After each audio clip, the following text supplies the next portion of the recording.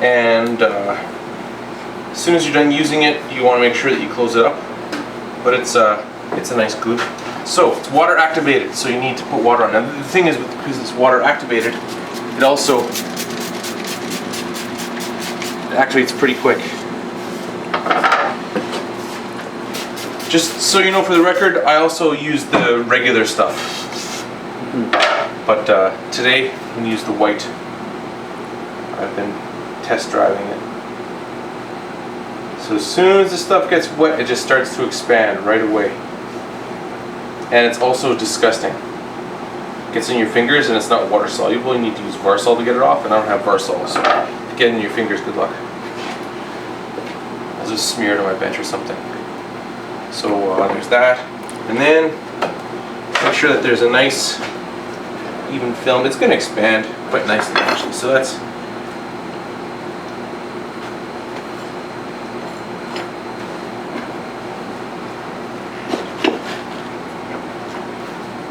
there we go. Now back to my old rope-a-rama. And there's some guys that like make a jig where these are 4 stationary sticks all fastened together. And if you want to do that, you can. I just find for storage it's not as easy because you've got this big thing. As you can see, I'm trying to do this relatively quickly. That's why it's nice to do a dry run, that way you're kind of familiar with the process to some extent. Then it's a little bit easier to do it when you have the glue on, because if you look closely, the glue is already starting to expand. So, clove hitch, stick, figure 8.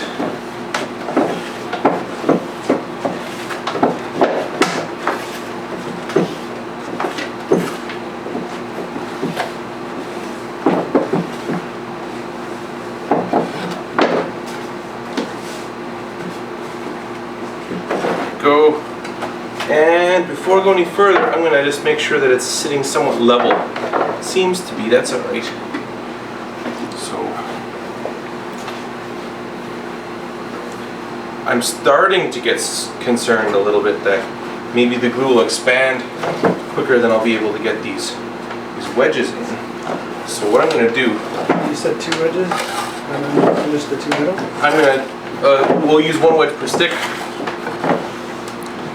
So I mean the 2 outer ones? 4. You do the 2? There's no...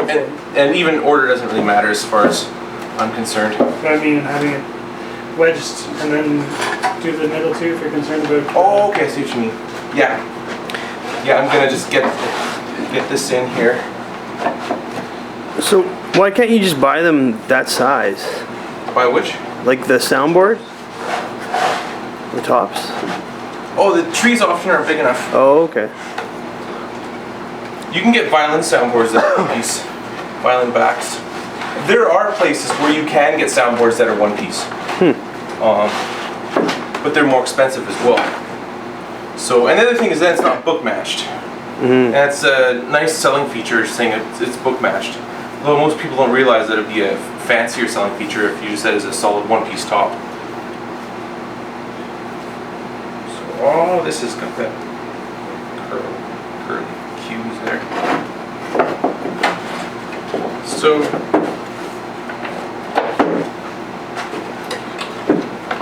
so forth.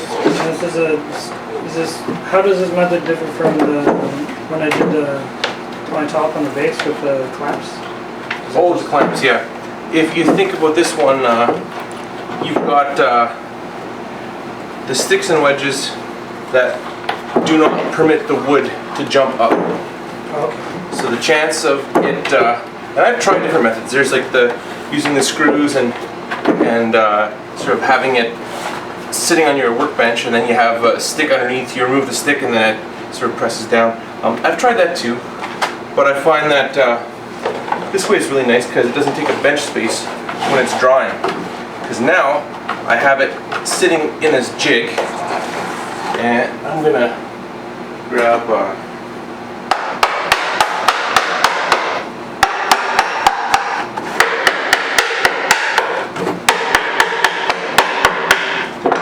So now it's really tight. Looks pretty pretty flattish. And now I can put it to the side. And if you think about having 5 or 6 bar clamps on, I can lift it with like 2 fingers. It's fairly light. And then I can easily tuck it back here. It's out of the way.